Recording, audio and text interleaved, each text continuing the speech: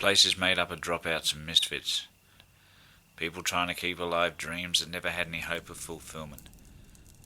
They live in a past that they have invented, justifying their wrongdoings, blaming society for all their ills. The dirt is everywhere. It's a regular landmine of drama and intrigue. La, la, la, la, la, la, la, la. That's cool. La, la, la, la, la, la, la. That's bad. La, la, la, la, la, la, la. That's cool. La, la, la, la, la, la, la. That's bad.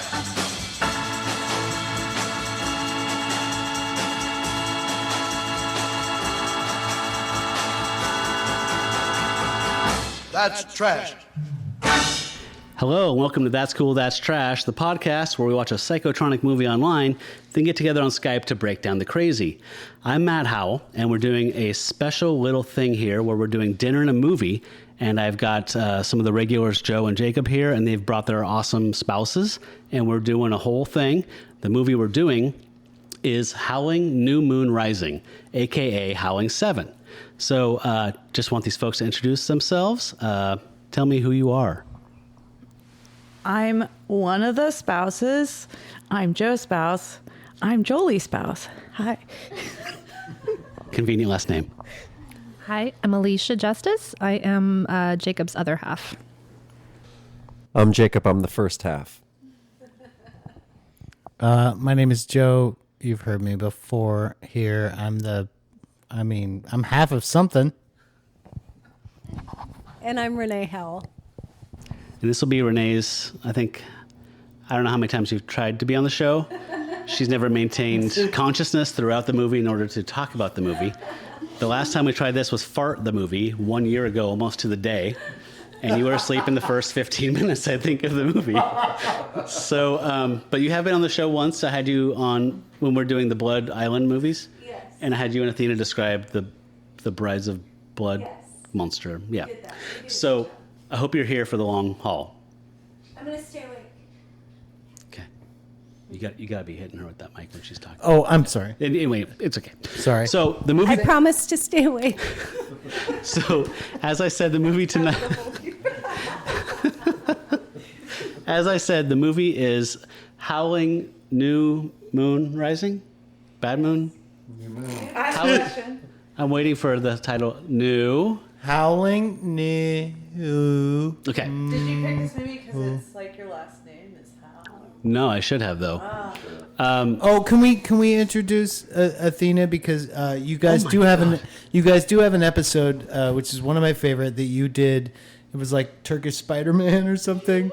It was just the two of you, and I really like Fantastic Superman series. Yes, thank you. Yes. So, I should say behind the scenes with us is Athena, who, introduce yourself. Hi, I'm the offspring of Matt and Renee Howell. Thanks for being here, Athena. Okay, so I don't know.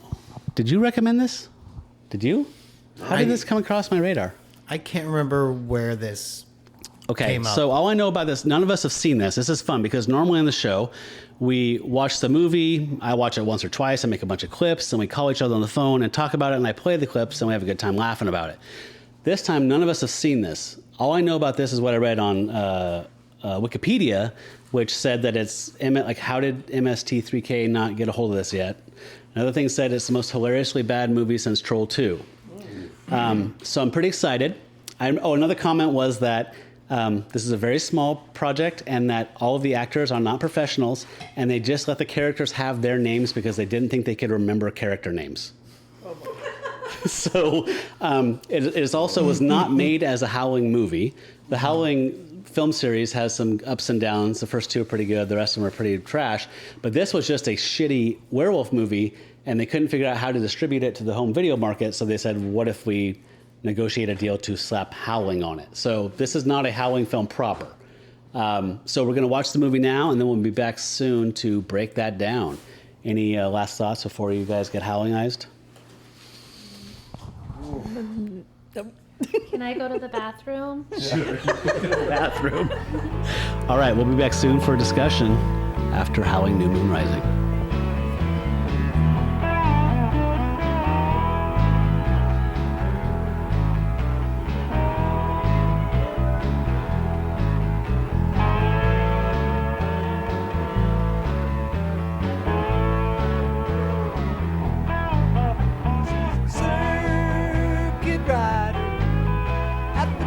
Okay, we're back. We just finished watching Howling New Moon Rising. And I would like to hear, before we dig into that, let's just do a little bit of a get to know you for some of our people that have not been on the show as many times as Joe and Jacob have. Our listeners know those two people very well. Jolie, can you tell the people a little bit about your relationship with psychotronic movies or anything they should know about you before we dig into this movie we just watched? I like making fun of movies. Yeah. Watching them, making fun of them. And I started watching Mystery Science Theater when I was really young. And I thought, that was cool. That's kind of like what I'd like to do, too. So I just continued watching bad movies thinking, like, yeah, I can make fun of them, and that's a good thing to do. I can't talk about this. This is terrible. So what is your, like, go-to recommendation? Like, when someone says, I can't believe you watch bad movies for fun, why would you do that? What is your go-to recommendation of, like, watch this and tell me you don't have a good time with it? I can't think of one off the top of my head. Renee? Anything by Neil Breen. Anything. The great Neil Breen. It's a good one, yep. Or like, do you like The Room or Birdemic? We've watched together. Yes. Right? Yeah, I feel like there's been stuff I watched before that was also, yeah. I think, like, sorry, I don't want to speak for you, but definitely, like, you have a so bad it's good, like, aesthetic of wanting to make fun of movies that are just like, oh, I'll watch this. This is fucking terrible. Okay, maybe like old kung fu movies, like bad. Oh gosh, what was that one we watched? Revenge of the Dragon, or I can think of the theme song to the movie, but I can't think of the name of it. It's like, you're a dragon. It's like breakdancing, and it's The Last Dragon. Last Dragon. That sounds like the Jetsons theme. Like, You're a dragon.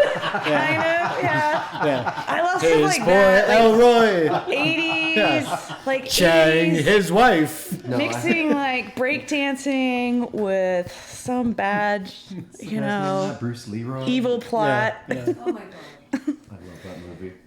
Okay, thank you. And Alicia. I am Alicia. I do like bad movies. I'm more of a bad, like, 70s detective show kind of girl, but I have seen a.k.a. 7 times, so Nice. for no good reason other than I was bored. So is that a.k.a. straight up a.k.a., not Mystery Science Theater a.k.a.? a.k.a. Right on. Yeah. Stemwell. Yeah. Stemlo, like raising a fist, high fiving. Stemwell. Stemlo. Wow. Terrible. All right, Renee, you've defied all the odds. I've been doing this show since, I think, 2013. This is the first time you've made it through a movie. I stayed away. Yay. The people want to know you're real, and they want to know what your deal is. Talk. What is my deal? Oh my god. Oh boy. So, since I live with you, I am exposed to these crazy, awful movies all the time. I think the first one that stands out was Mono's Hands of Fate. Nice. Good one. Yeah, that. Classic. And then I saw The Room more times than I should probably admit. So we had a trial by fire when we were dating. Do you remember that? Yes. What did I take you to see to make sure this is going to work? Speak on that. Let's talk about that. Speak on that. God. Do you remember what it was? Trial by fire. Speak on that. Which movie theater was it? Clinton Street. Oh God. The pressure. I don't remember. I took you when we were dating because this is a big part of my life. Yes. I knew if we were going to work, you had to work with these movies. I took you to see The Candy Snatchers, which is a little bit of extra huge Oh, my sleaze from the God. 70s about some kidnappers who bury a girl alive and then blackmail the parents. Yes. That's sleazy. It's really creepy. It's sleazy as shit. It's like a TV movie, but like just ratcheted up in the sleaze. It's so good. And you enjoyed it, or you said you did. No, I did. It was it was very sleazy and creepy, but it was well shot, and it's interesting. Yeah, it is interesting. So I knew we'd work out. And Athena, talk a little bit about. I know you love Neil Breen. Neil Breen is pretty cool. He's my favorite person in the world, pretty much. And my dad makes me watch pretty much every movie for this. And it gets a little bit annoying, but they're fun, I guess. Well, I appreciate your patience. You're a great victim. Okay, so we just finished watching this Howling movie about 15 minutes ago. Mm-hmm. Yeah. Oh, did you hear like the weird? theory. It was like Okay. a balloon deflating in So- the room when you're like, oh yeah, that movie. Shit, we gotta talk about 20 that. minutes in, I decided these people all decided to make a movie because they were just actually hanging out together in this bar. Yeah. Like the director, producer, writer, lead actor, if you can call him that. He like visited this bar. And Joe, what's it called? It's called Pappy and Harriet. It's an actual real bar. It's a real bar, which is actually really awesome, and it's it's in Pioneertown, which is if you drive east from LA at like towards Vegas, and you go like outside of Joshua Tree, it's out there. And I've actually played out there in that venue, and it's really cool. It's a cool place, and it's like a lot of big acts play there now, but maybe back in the day when this thing like was happening, it wasn't. Yeah. You know, It whatever. seems But like it's maybe- still like the town itself, Pioneertown, is like fucking nothing. There's nothing there. Like you go like a mile back into town, and there's this one place for breakfast, and that's like it. So my theory is that Clive Turner, the director, actor, writer, drove through this town, made friends with these people at this bar, and they were like, "Oh, you do werewolf movies? Cool. Like we could do that here."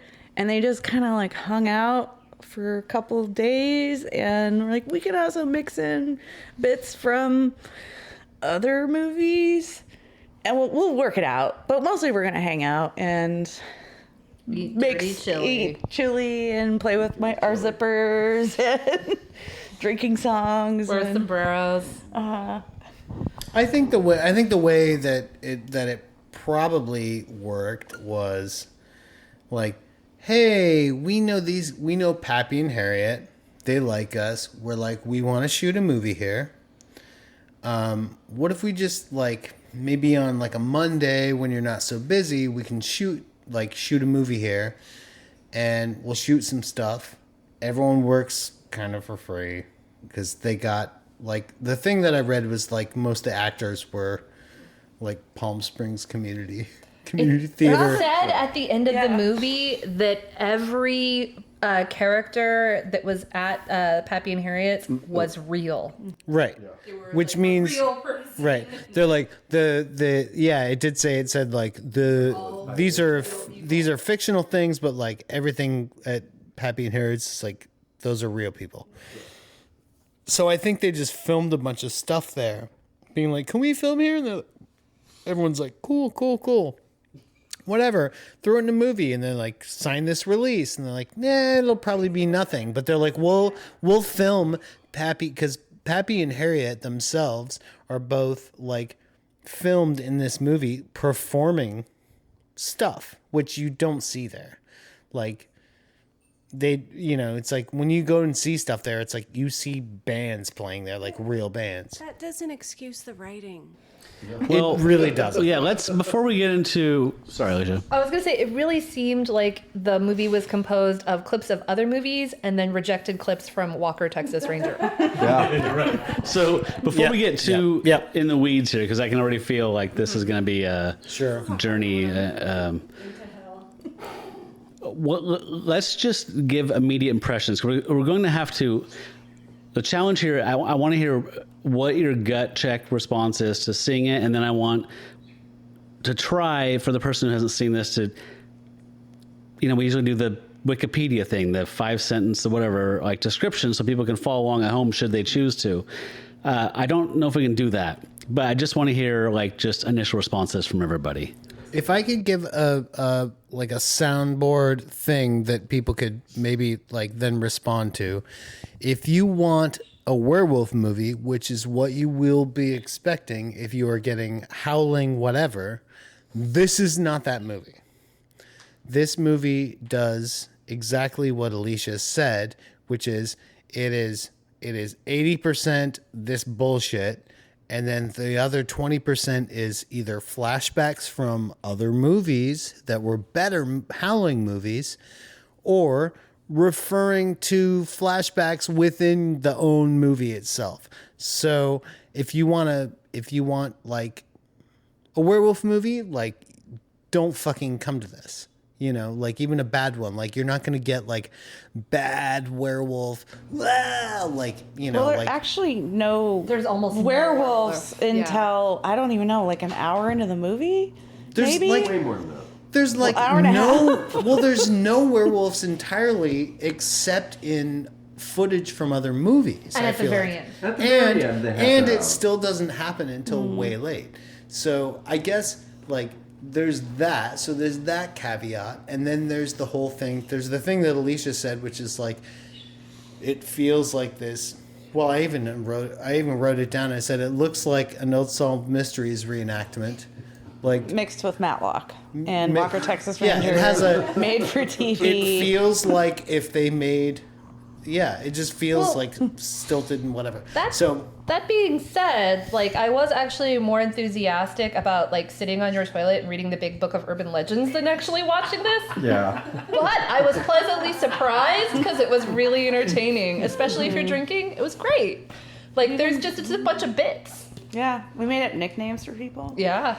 Dirty Chili. Dirty Chili. Dirty Chili, and then there was the love story that was never followed up on with With Sad Sack and the Red. Ginge. Yeah. Yeah, and then there's David So- Crosby's grandpa, Yes, which is and- actually Pappy, And Spoon Grandma. and Spoon Grandma. I forgot Loretta about and Bonnie. There's a Yeah. lot to this movie.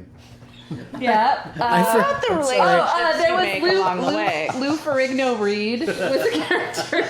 We came up with a lot of different. Yeah, I forgot Yeah. about my favorite. For the record, was Sad Sack and the Ginge, which we decided would be like a zoo crew, like it's Sad Sack and the Ginge, and it'd be like like it's Sad Sack and the Ginge. And Victoria Jackson. Yeah. Because, what is it? It's Pappy and who?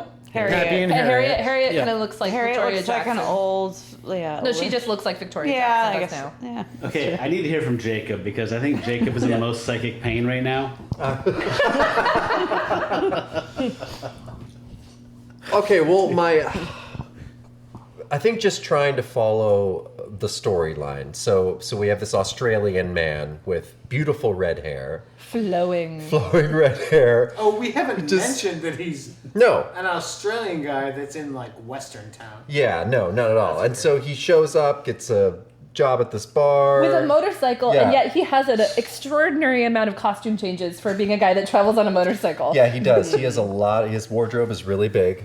And he basically just shows up, is bartending, and then kind of weird stuff, or mainly just confusing things happen.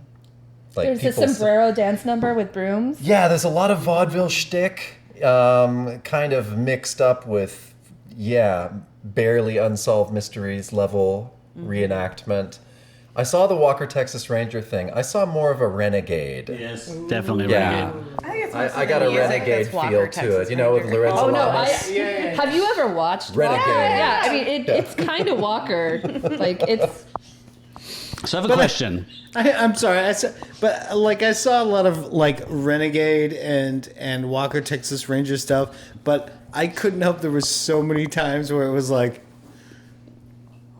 it was like Ginger left town and was never seen again.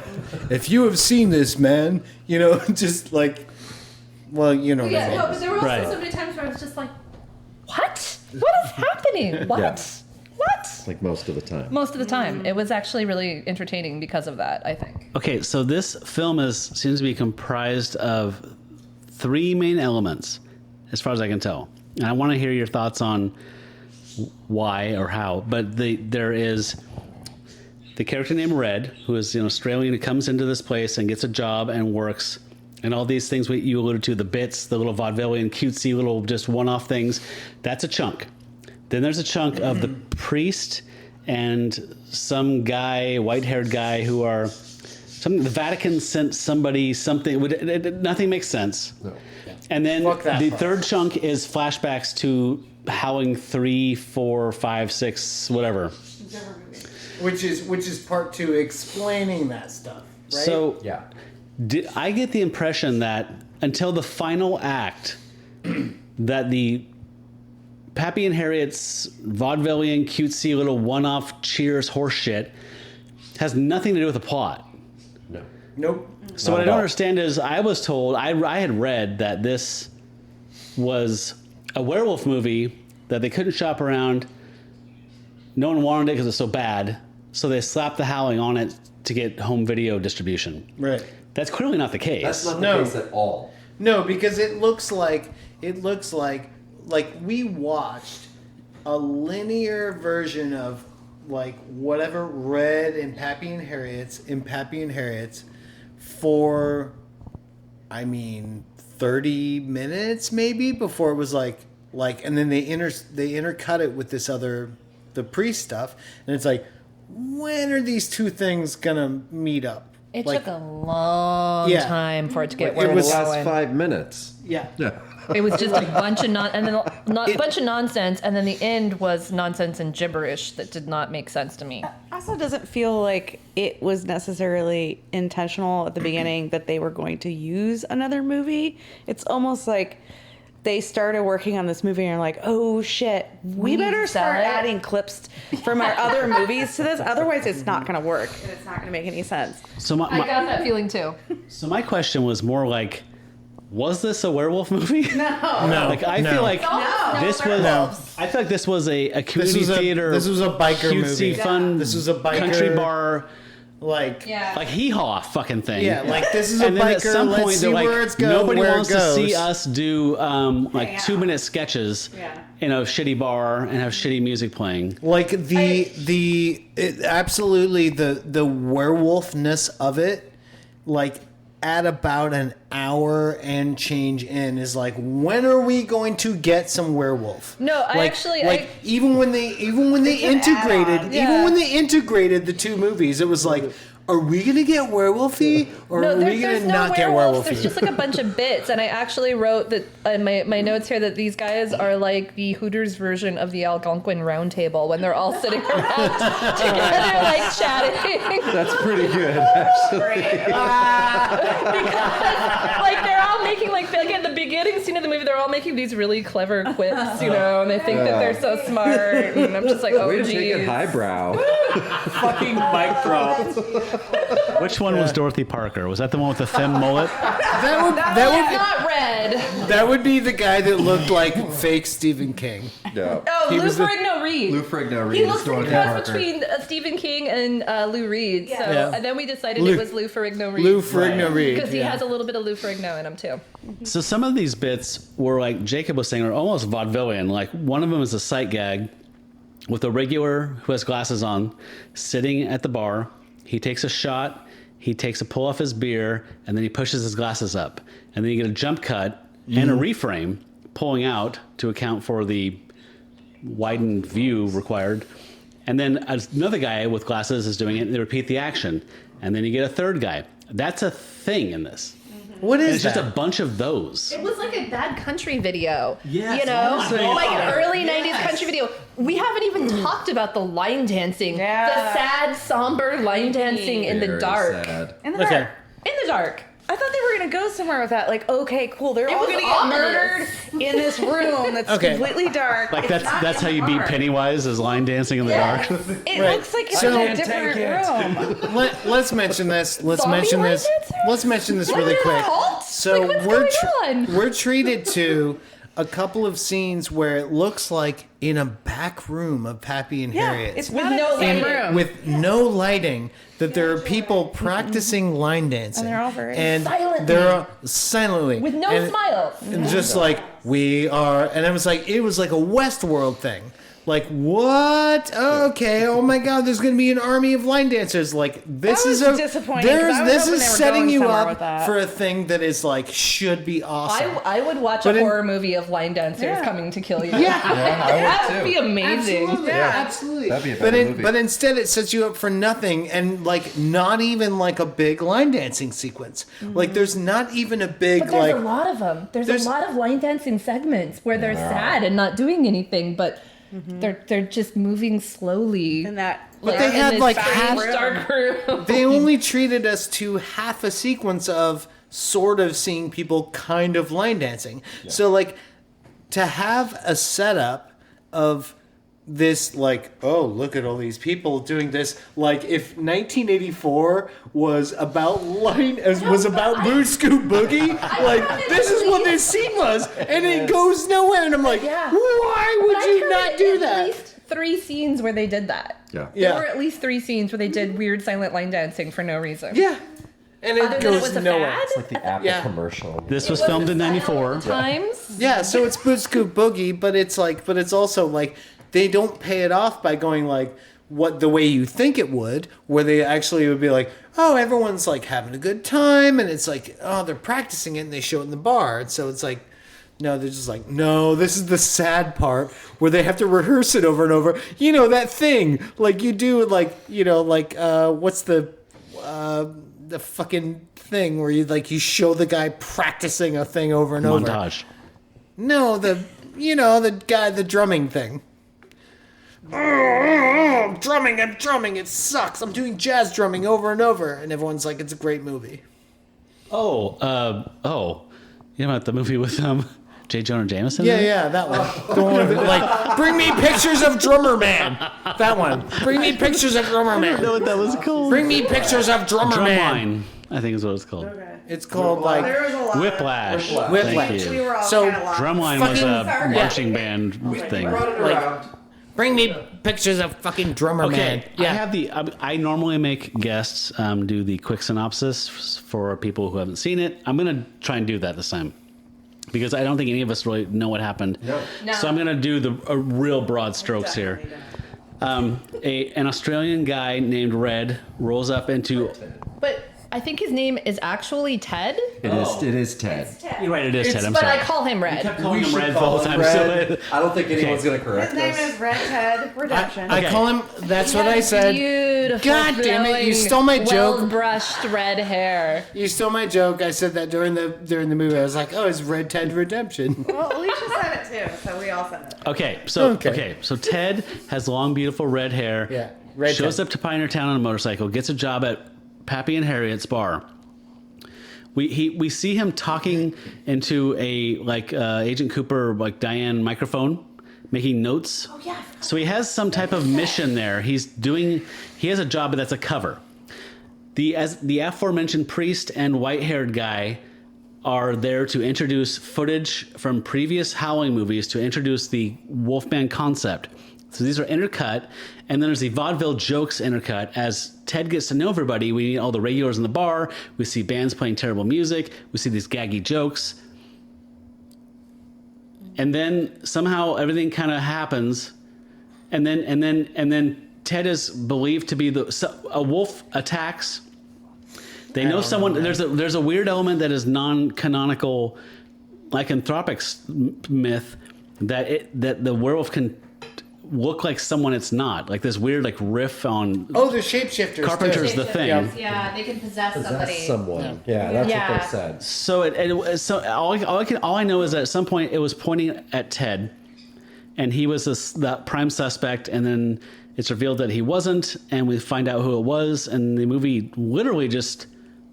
I don't think you even see the werewolf die in a hail of silver bullets. It just cuts to a band playing in the bar, and the credits start. Yeah, The werewolf crashes through the door. Yeah. And then you And hear then a bunch of gunshots. freezes, and then it just goes to a band playing end credits. You didn't even talk about how the werewolf could become engorged, which was my favorite part. Yeah. Ew. I think we have a clip of that. Here's that right now. Inspector, I've already checked the calendar. This date will coincide with our upcoming full moon. I take it back. A full moon? I know this is going to get worse. The conjunction of these forces will be devastating. Once a werewolf has developed fully, then beholds its first full moon, it becomes engorged with an awesome new power. I don't want to hear about it. Nobody likes this word. Oh gosh. No one It's likes. up there with moist. Oh, thanks, Jolie. It said after God. 3 years, the werewolf will become fully engorged. And just I becomes think moist. two like guys talking to each other about it. It's really strange. That was weird. Does it cut to the guy peeing after that? Well, let's just say it. He had a We just need to- strange we just need to- stance. This needs to be streamed. And then they got dirt in the chili. No. No, there isn't. Because it Because it's wasn't not coherent. The end of the movie didn't have like it seemed like Nothing it was jumped tied into up. a future timeline and then Yes. jumped back. Like Right. I didn't understand what was happening. It's almost like a Roadhouse type ending, like Twin Peaks Roadhouse. Where all this shit happens, and then it's like, oh, band's playing, the end. It's roll I didn't credits. understand any. It's like they tried to condense all of these plot lines they wanted to address in the movie, and they realized the movie was too long, and they did it in like a 5-minute span, and then you didn't know what the hell you just got hit upside the head with. Exactly. I almost feel like they got saddled with making it a Howling movie, so they begrudgingly, like, you know what? You're gonna make me put werewolves and this whole mystery thing in here? Fuck you! It's the last 5 minutes. Yeah. We're gonna line dance our asses off up until the 75-minute mark. You know, I mean, it really was kind of just like a mystery. It was just like, kind of like a little murder mystery that had nothing supernatural about it. And yeah, you're right. It's almost like they tacked on just supernatural stuff at the very end. I think they just wanted to have a party at the bar and be friends and hang out and drink their Miller High Life. And they were like, nope, you got to put werewolves in it. We're not going to give you any money for this, like, for this movie. Yeah. Yeah. Werewolves. I mean, maybe he wanted to make a movie, but he wanted to make a movie about hanging out with his friends. So Joel, you said that after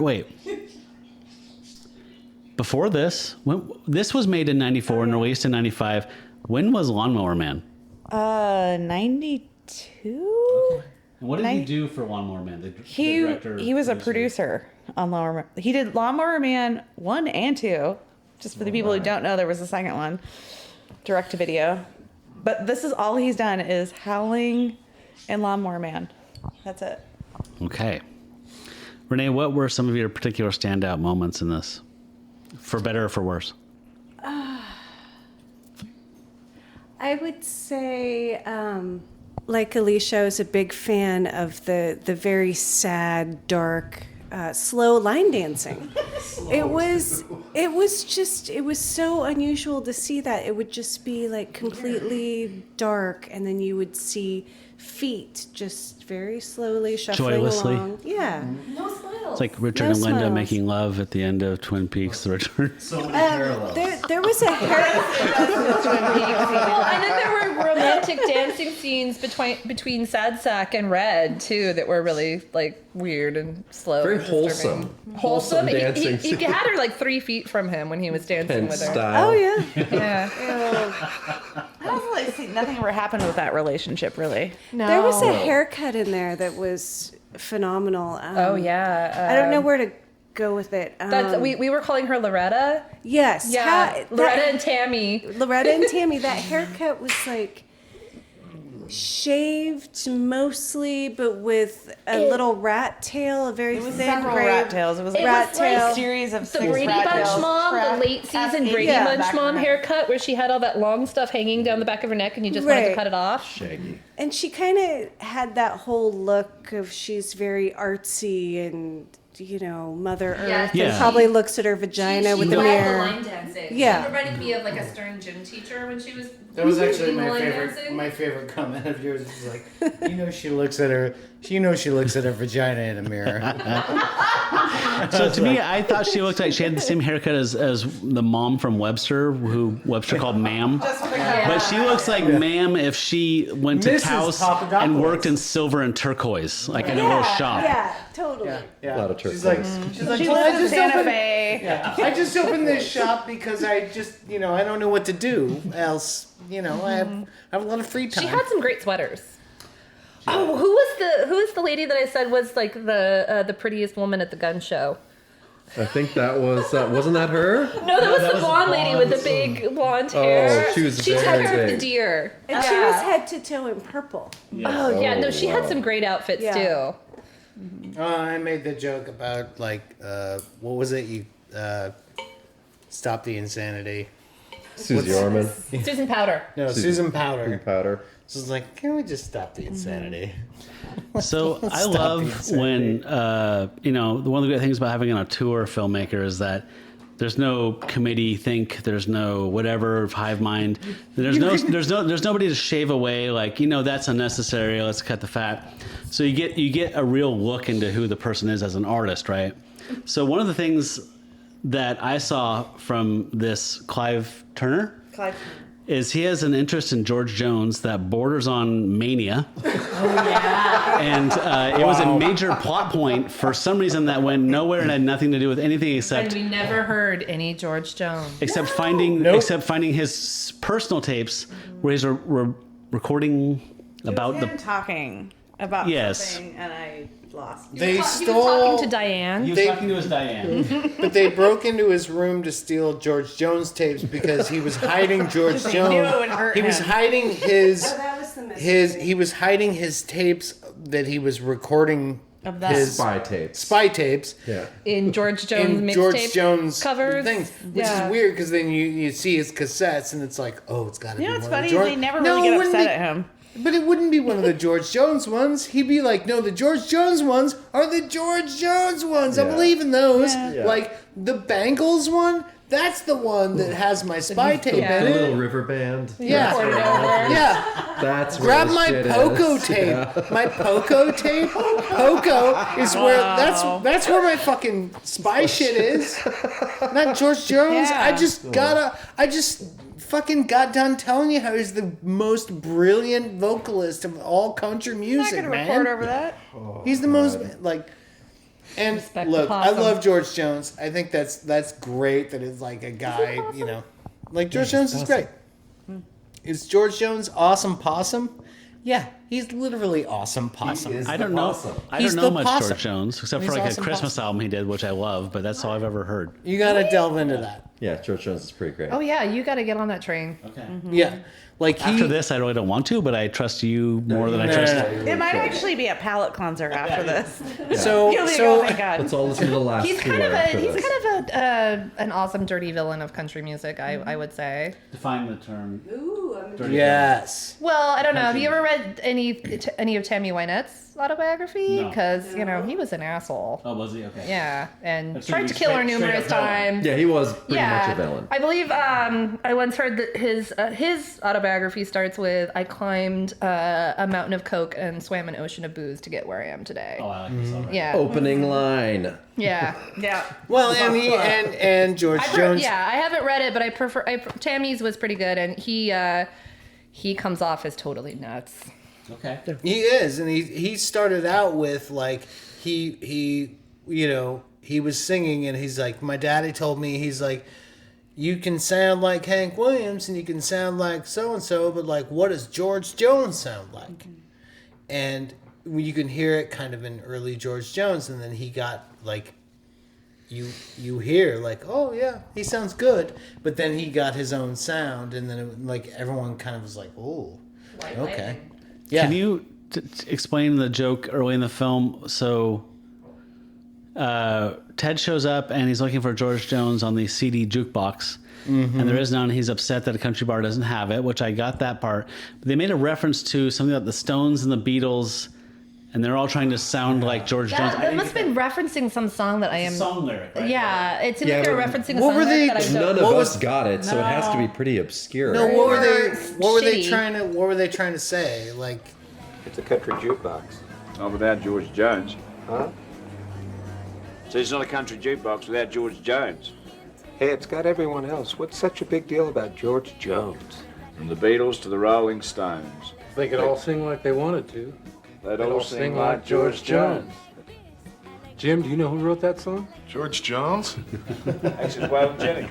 Know that. Jim, the only thing you know about country music is the first 4 letters. Brock.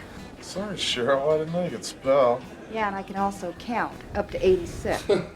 But yeah. It sounds like a Johnny Paycheck line, but it also sounds like fucking horse shit because the Stones tried to sound like the Beatles. The Beatles were trying to sound like R&B, and George Jones was trying to sound like everybody else before he figured out what he sounded like. So just like everybody else, that sounds like that's the artistic myth.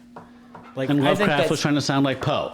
Yeah. And then he got his own voice. I mean, come on. And then here's your dog, Callie, trying to sound like Callie's trying to sound like other dogs. Getting obscure. You know?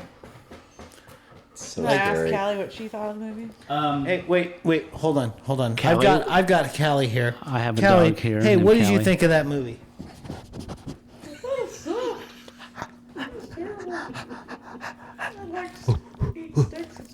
Oh, is she licking the mic? That's gonna smell like one of the mics from Pappy and Harriet's. Yeah, Joe, stop it. Joe just tried That to was make out Callie. Callie, so Giving her I'm 2 cents. sleeping He in was a different sticking the room microphone tonight. in her ear, which we were explicitly told not to do. Yeah, we were. So. Okay, so that George Jones thing was a nice little break from the movie, but we gotta get back to the movie. Yeah, we kind of got off. Oh, so the movie is shit. So No, we it's don't have enjoyable Can we shit. talk about country music? Because that movie is shit. We're done with that talking about that movie, right? No, the movie. Who was the first death? What was the first death in the film? I don't either. It was the. No, it was the I don't know what informant happened. guy, the guy he argued with that was either blackmailing him or some kind of informant he was supposed to meet up and take a. I don't understand why. Not Yeah. Matt Damon. Should we? No, it wasn't the Matt Damon Matt guy. Hillbilly Matt Damon. He was the second victim. And somehow Red got attacked by the werewolf, but yet didn't turn into a werewolf, which I didn't understand. Yeah, Like, how that did he was- get off without being murdered? If And people had died in an elevator, I would have been happier with this movie. there's no elevators in the desert. Oh. See, that's the problem with you. You're always thinking logic. Whoa, man. So they definitely were trying to. Again, I just wanted. The thing that stood out most to me was that reference to Carpenter's The Thing. Like, Red Ted, whatever, gets attacked by this beast. So you think he's been turned into a werewolf, and we see a sink full of bloody clothes, like soaking, and then he hides them in a bag and throws them in the garbage, which is very much like The Thing. When the thing overtakes your form, you tear through your clothes. So Which at is some half point, of wild dogs found in the dumpster. yes, Yeah. But in the Thing, someone finds long underwear with like holes torn in, and it means that someone's now the Thing, which ratchets up the tension a bunch in that movie because that movie's made. It's a masterpiece. This tried to do that. This tried to do that, but did not somehow succeed. You're like, I don't know what's happening. Like, I don't, clue me in. Like, it was still, you know what I mean? Like, it somehow didn't, it had all the same things, but if they had clued us into what was going on, it might have had that same tension. No, they spent too much time on fart jokes and playing with their zippers and doing dance bits. Please talk about the zipper joke. Yeah, let's. I don't understand what happened there. Like, they were doing something, and then all the guys started like creepily touching their butt buckles. Well, They were singing a song. it's Then the Bob Wills song. They were singing Deep in the Heart of Texas and using their zippers as a musical instead of instrument. clapping- No, to do instead of the clapping, Yeah, you know. instead of going, like, deep in the heart. Yeah, Zip, zip, zip, which seems dangerous to me if you're a guy, but that's, I don't know. it's a little scary. So To they do were that like, rapidly, like so they zip, were zip, like, zip, zip, zip, zip, zip, zip. Especially since I feel like those kind of dudes aren't wearing any of them. Probably not. So here is the audio from that. And I throw him to the ground. Bang, he goes down. Next minute, hands on your zips, fellas. All of a sudden, the stars at night are big and bright. Deep in the heart of Texas. Zip, zip, zip, zip, deep in the zips of zipses. Yeah, I don't understand that one at It was all. a bonding moment. I guess hanging out it's with his another bit. friends. It's another bit. He's hanging out with his friends. It's like, that's what bros do, man. It is what bros do. Like, and did, yellow rose and penis. I don't understand why they kept cutting to the park full of deer that had mutant antlers. Like their antlers had weird, like warty knobs all over them and didn't look right. Yeah. Desert deer. And I don't understand why the deer were involved in this at all. I didn't get that either. Is that like I'm not much of a hunter. Is that like what the greenhorn thing is, where they have like the fuzzy, velvety young stuff, and then they maybe. Yeah. I know, but it also seemed like there were bizarre lumps all over. Yeah. Like they Well, it almost looked like someone was knitting little weird antler cozies. That's probably that type of deer just does that. Sorry. Well, Say that again. Oh, it just the antlers look like Kermit D. Frog here. Kermit D. Frog. Could you please explain this to me again? What did it look like when the antlers? Okay, sorry, miss. They looked like there were little like cozies on there, like knit cozies on their antlers. It was weird. Lumpy cozies. It was weird.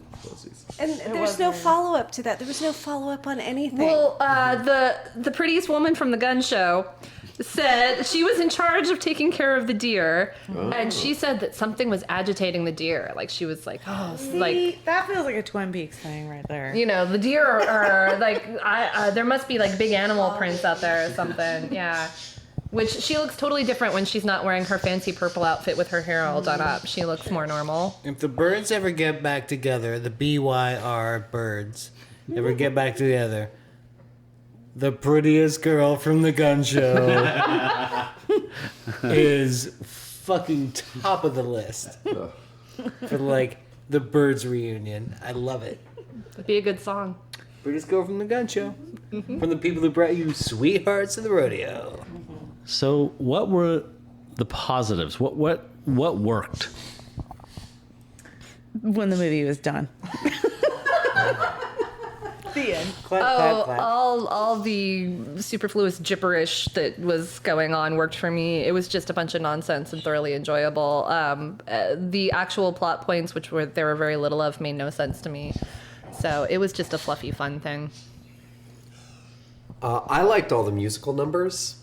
Actually, because they were really bad, but took me out of the shit that we were all in of actual movie. Sure. So I could just focus on something I know, like, oh, shitty country songs. I know this. Right. So that was your like Eric Burdon and the Animals and your joint while you were in Vietnam, kind of. It really was. Okay. Your safe space.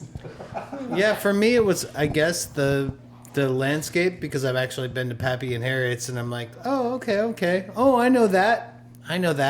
Oh, I've been there. Let's pretend you hadn't been there. If I hadn't been there, what would my come down to our level? What would my come down to our level? I mean, it's just desert. It's just like a thing out in the middle of fucking nowhere. But it's like, but there is something to be said for like when you go, ooh, I know that. That's a thing I've, like how you do. It's your dumb brain going like, oh, I know that, so I'm okay with that. That landscape's hostile as it feels like if you've been down there, you're like, oh, I survived that. I drove through there. It kind of is that. You see cars overheating on the side of the road when you drive through there. And you're like, oh, my car's still running. I got air conditioning. Cool. I'm gonna make it. I'm gonna get out of here. I look at the fucking cover of U2 Joshua Tree now, and I'm like, I fucking been there, man. I fucking been there.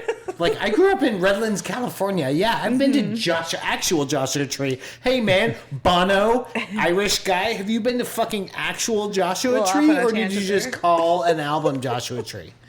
Like, come on, he hasn't been to Joshua Tree.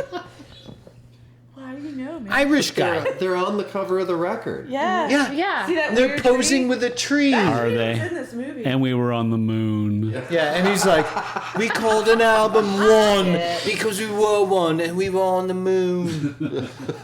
Fuck, I don't know. So the same tree was I like that. That got me through it because I was like, oh, I've been there, so I can relate. And the rest of it was like, oh, this is fucking terrible, mate.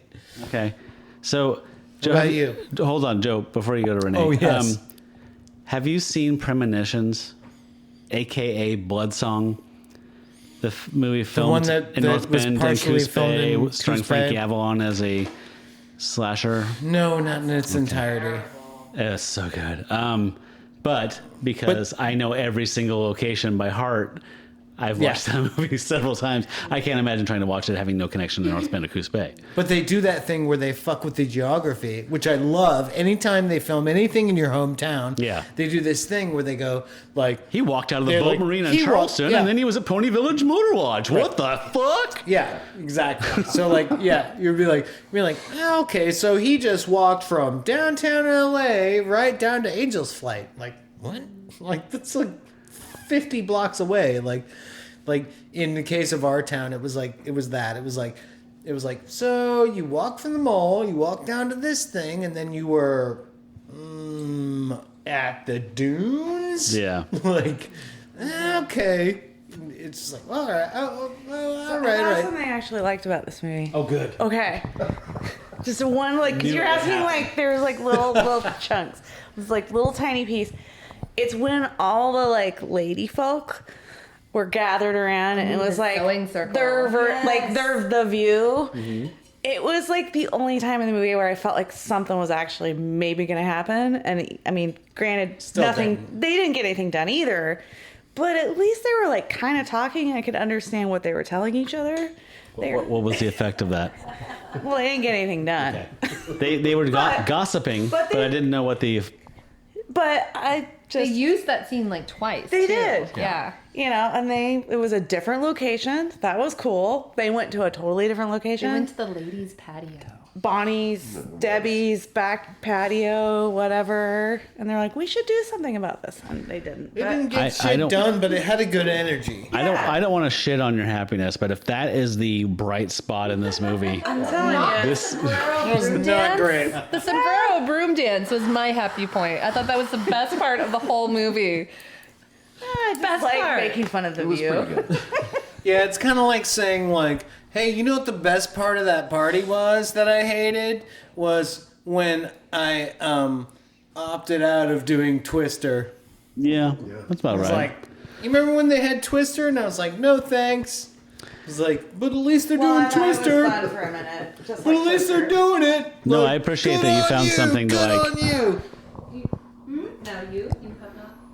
Oh, I'm with Jacob. I loved the awkward dancing during the musical numbers. The outfits were also a real treat. What was your favorite outfit? It's hard to say. Was it the yellow Michael Jackson-ish thing? That's in the top Really? 3. What's that? Realtor Joanne's fabric. Was it the Century 21 smock? So there was a smock, and there was an unfortunate kind of wardrobe issue. It looked like this lady was wearing diapers, and she had just a massive camel toe. Someone should have told her. And was that your favorite outfit though, the camel toe? It was entertaining for sure. That's actually what it's called, a dress barn, the camel toe. Dress barn. That's what a dress barn looks like. It was just gigantic. Jesus, gigantic. New from Dress Barn. Come to Dress Barn. Ask for camel toe. Mom front butt. Yeah, totally. Mm-hmm. It was intense. And So- this is the same one with the creepy rat tail. Oh hair. yeah, she had the bad haircut. Yeah, she had a lot of things working against her. I know. I like her. She seemed like she was a strong character though. Like she'd was take the care head of of the business. view. Yeah. No. Yeah, character. She was chief of line dancing. She's a real person. These are all Lesbian real Oh, I know. She wasn't a character. She was a resident of Pioneertown for fucking sure. For real. She She's ran like, the ceramic studio. In Pioneertown? Yeah. I am the lesbian of Pioneertown. She just dabbled in turquoise. Yeah, I guarantee you. The ceramic She was like, studio, I that was run the this real thing. cafe. But that you guys brought up a good point because it did look like the ladies' costumes were provided by Joanne Fabrics. Yes. Yes. And somebody's back. Somebody made those. It was sad. So my Someone brain said our wardrobe budget is $50. What can you do? bring what you have. Here's 4 yards of fabric. Bring your own clothes and Split it between each other equally. So mine's kind of a cheat, but the things that got me through this movie were actually the flashbacks to the other Howling films that had special effects in them. Because when I watch a werewolf movie, I'm kind of a weird old man. I like to see werewolves. not a red camera, gel. red gel over the camera, Yeah, like werewolf so we point of should view. address that for sure. Yeah, I haven't even talked Right. about the fact that there's none of that practically. So it's I can address it right now. Hey, there's no werewolves in this movie. Every time you think you see werewolves, it's just like red bullshit, like fucking stupid NBC TV red shit. Wow, wow, wow, wow, wow, like shit like that. Like imagine that sound. That's what you're getting. So all of the werewolf action and special effects are all from other films, except for the very end, which if you It's a delightful rubber mask. it is, and if you search on YouTube for Howling New Moon Rising, you'll find a clip that's about 10 to 15 seconds long, and it shows both of the effects. And this is in the climax of the film. Yep. There are werewolf gloves that it's like point of view looking down at your hands, and they're wolf hands. And there is a very crude. This is '94, so you have to give them a little bit of a leeway here, but.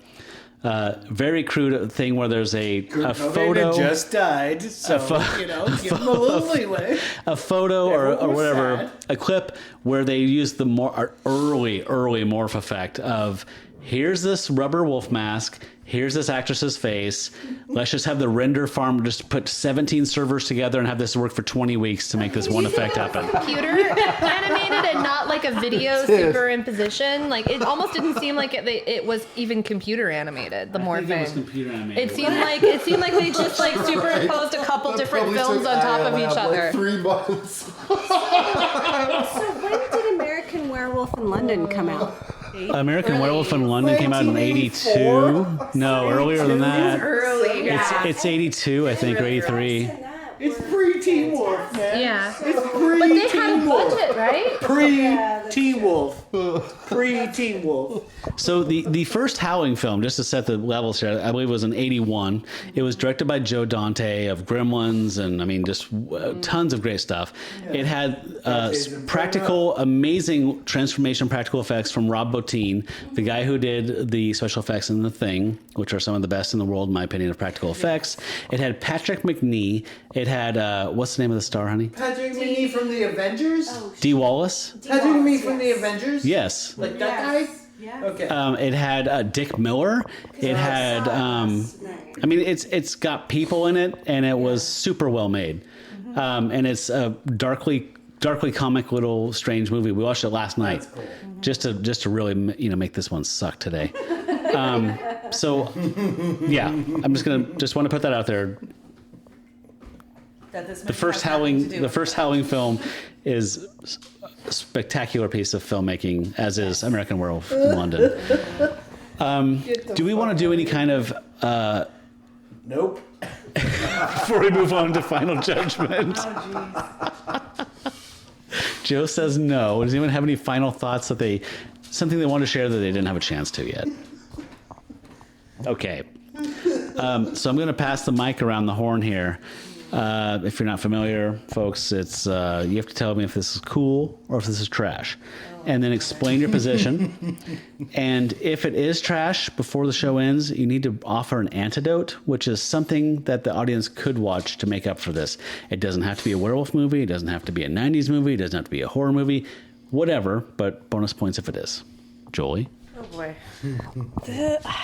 My initial gut reaction is trash, but this movie kind of made me laugh, so I'm gonna say it's cool. I don't know. It's tough. It's in there somewhere in between. It's no Wings Hauser movie, which is definitely cool. No.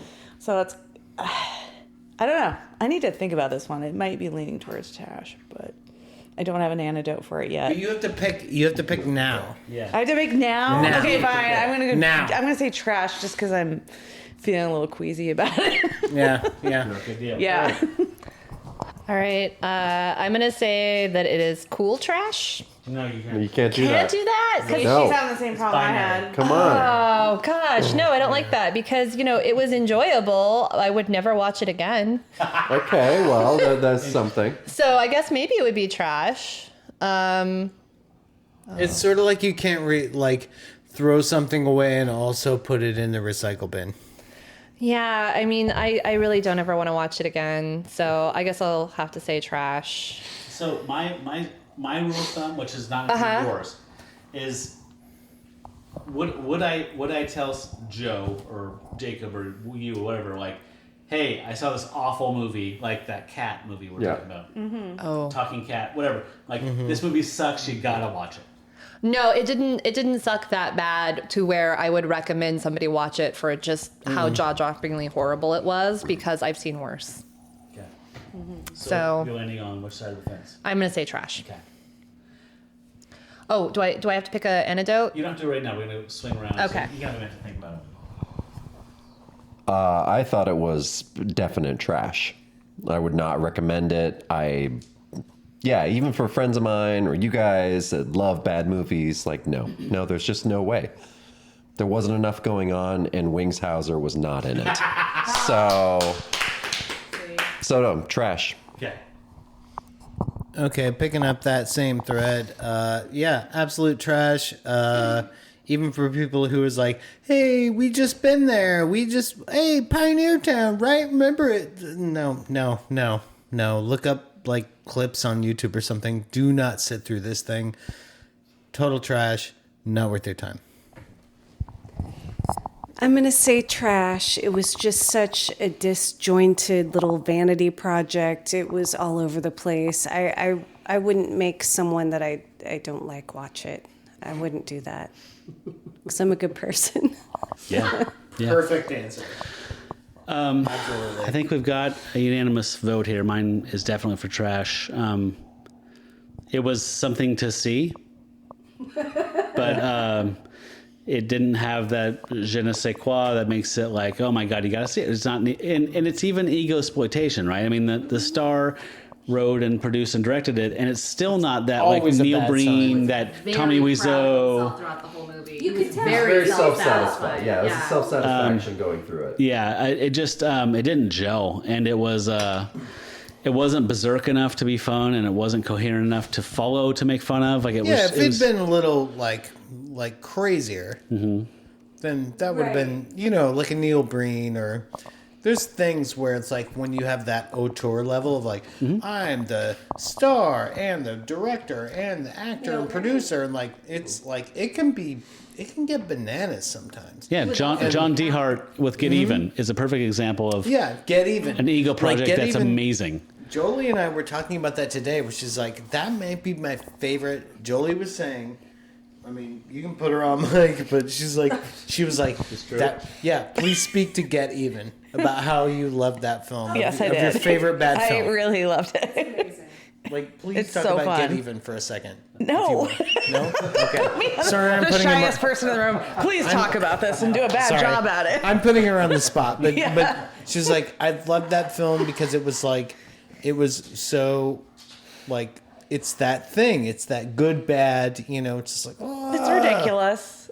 Yeah, it's ridiculous and it's good, bad, and like, this didn't have that same, even though all those same Legos. Actually almost had like a flow to it, like, which is Well, yeah, there's something about those things like Wiseau's The Room and Birdemic and Get Even, where it's like you can tell this person is passionate. Yeah. And I know And there's all a the Schadenfreude kind of earnestness. Yeah. element to it of like, wow, you really fucking failed and you really believed in it. But that's what makes it good. Yep. Like when someone doesn't, I don't think that this dude, Clive Turner dude, cared that much. No. I think he wanted to be a movie. He wanted to be starring in a movie. He wanted to direct a movie. I don't think he fucking wanted to tell a story. This wasn't a vision. Yes, Like, exactly.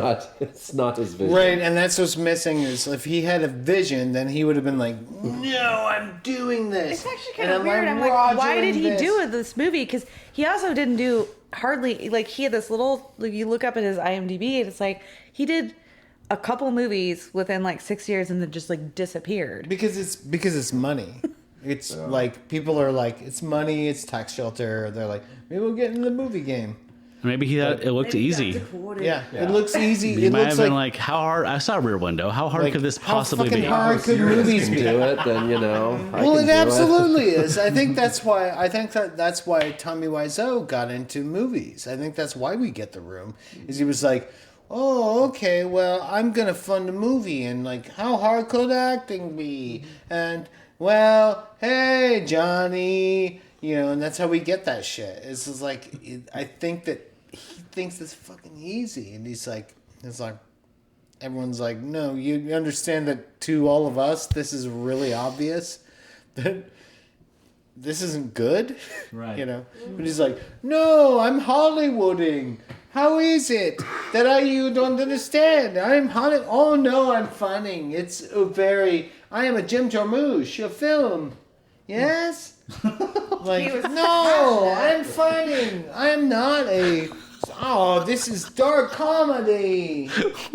Right. You know? Yes. Like, saving face. hi. Okay, so we've got trash around the room. Overwhelming trash. Are you ready for? Yes. It's a talking cat. Because I saw it recently and I loved it. I was laughing. This mic and talk about it. Please do. It's a talking cat. Stars Eric Roberts. As Star is generous. he spent a whole 15 minutes recording the audio for the cat in a bathroom while he was drunk as shit. Over a bottle of wine. Yeah. Sure. Yeah. He even I think he actually says It took him a half hour to record. Yeah, in an interview, he said that he recorded it in the bathroom because that's where the best audio was in the house that he was in. Shocking because Yeah. the audio is so terrible. It's so bad. It sounds like he's recording the audio on an iPhone in a bathroom. Yeah. And they with also talking into a wine glass While eating a sandwich. Yeah. And this is Eric Roberts? Eric Roberts. Julia Roberts. Julia Roberts. Right. Scary older brother. He does the voice of the cat. The cat. Okay, so is it animated? No. Sort of. Oh no. Well, Only the cat's mouth is animated. yeah. Gotcha. Okay. Yeah. I Everybody don't want else to is. spoil the rest of the movie. You just have to watch it. Just look up a talking cat. It's It's really very funny. famous and very fucking bad. It's on Yeah. Prime. It's on Prime right now. Yeah. And its sequel, A Talking Oh, Pony. and the actor, the guy that's the lead actor, dad or whatever, he was a child actor. He was in the Sid and Marty Krofft. He was in Sigmund He and the was in Sea Family. Monsters. Yeah. And he was Yeah, which He's the everyone little, tells me redheaded is like kid. no one he's the fucking kid remembers. That was Buffy's sister. Yeah. He's the kid that didn't die. Yeah. So anyways, he's in it. And that's kind of weird. And everybody else is a terrible younger actor. Oh, it's so great, though. They're A awful. talking cat. A Talking Cat. It's a talking cat. Exclamation The other point, parent, question the mom, mark, is like a well-known exclamation porn point. actress. Oh, that's right. Yeah. Yeah. Interrobang. Yeah. Okay, That's a thank great you. That's recommendation. a good antidote. Oh, we left out one other important thing about What? that movie. It's the guy that directs It's a Talking Cat. His previous work is pornos. Oh. So in the house that the movie mostly takes place in is a place where he filmed his porns. So he does children's movies and porn. Yeah. This isn't that guy that did that Wings Hauser movie, is it? No. Glenn Dark or whatever it was? No? No, we just watched this thing and we were watching it because Flophouse and other people had done a talking cat, and we're like, okay, we'll watch this thing, and then it was like, oh, it's in this kind of mansion, and it was like, Yeah. there's Where, no way a stuff porno could wasn't shot happen. here. Yeah. There's no. Yeah. I was like, And the son and the dad $50 look kind says of a sexy porno. with each other. They don't make sense. yeah, it was like $50 says a porno was shot here. Yeah. And What's so then it was really like, entertaining is we reading the IMDb Googled it. reviews of that movie, and there is actually somebody that was like, I started to watch this movie and I realized that I was in a porn shoot at this place. Yeah. And he starts talking about Whoops. Yeah. Funny. Great. All right, what's your antidote? All right. So my anecdote or anecdote. Thank you. I don't like holding the microphone. Is a movie that takes place in another pioneer town, and people are at a bar. I'm going to recommend The Beautiful McCabe and Mrs. Miller. Yay! That is like Great I've movie. really been wanting to rewatch that again. I love that Fantastic. film. Beautiful Altman film, one of my favorites. So yeah, so it's like a real pioneer town, and also, it's kind of nebulous things just happen and then they drift away. But it's in a good Spoiler it's alert. in a really good way. Don't watch this if you don't like sad endings. Yeah, don't watch it if you don't like Leonard Cohen either. So Or All Leonard Cohen. soundtrack. all Leonard Cohen soundtrack. But is. also, like, It's gorgeous. bleak It's ending. a gorgeous bleak film. ending. So this I love will that take movie. the horrible taste of this film out of your mouth. I love that movie. Thank you. That's a great recommendation. Can you give Jacob the mic? Oh, sorry. No. I'm good. Both mics. Double mic. He's that good. Well, I'm going to go with a movie that Alicia and I watched last night called Convicted. It was made in 1938. It's Rita Hayworth's one of her first star turns. She plays... A nightclub dancer whose brother gets framed for Yes. a crime.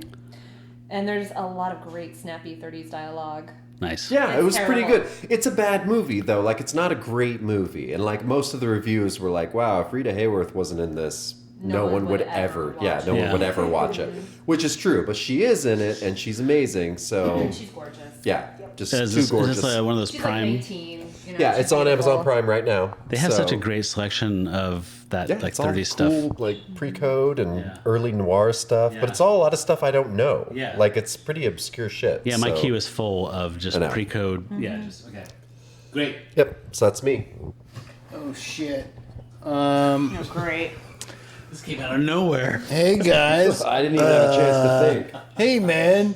What's up with movies and stuff?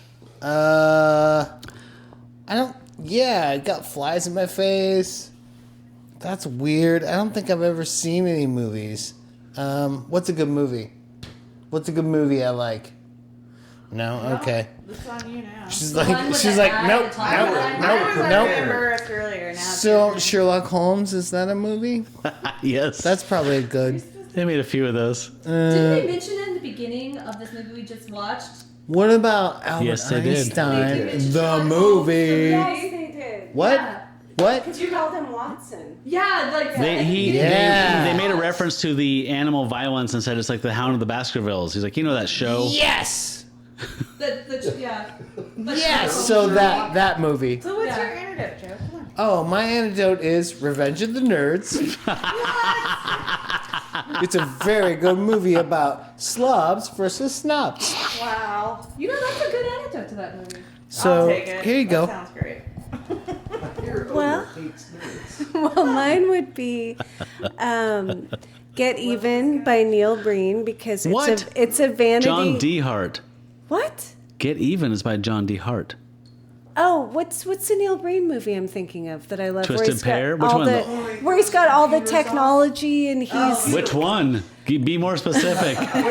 where he wears the Fateful. tank top in the desert and he's Oh, Double Down. Double Down. Outside of where he's outside of Vegas. Yeah. And he's hacking into all the stuff and Yeah. poisoning the water supply. That's Yes. Double Down. Yeah. So Double Down. Sorry about the confusion. Is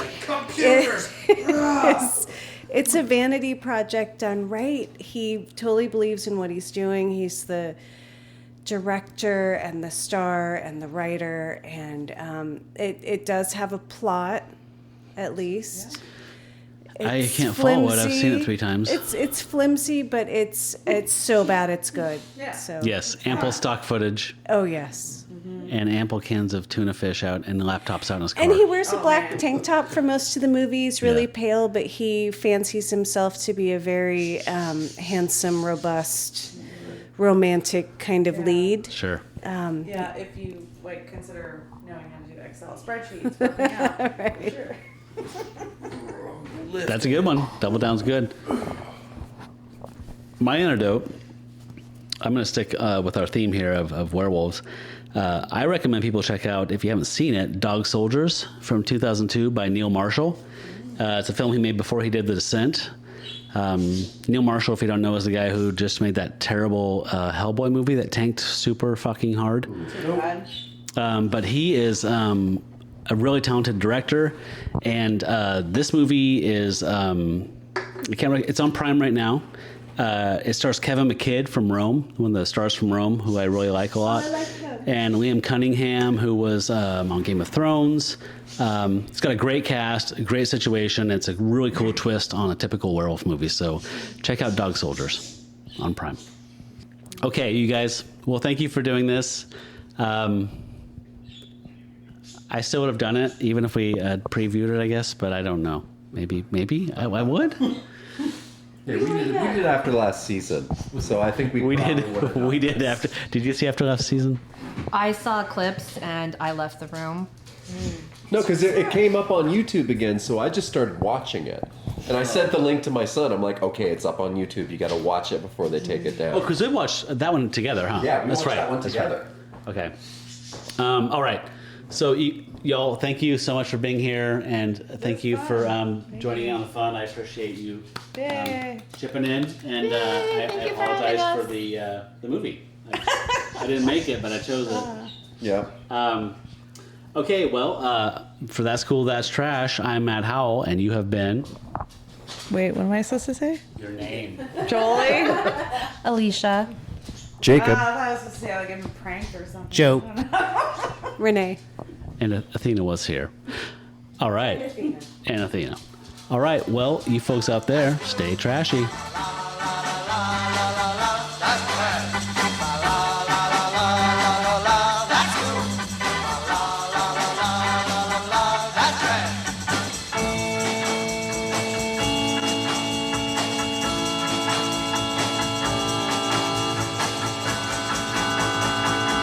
That's trash. It's garbage, folks. He's dead, Inspector. Very good, Watson.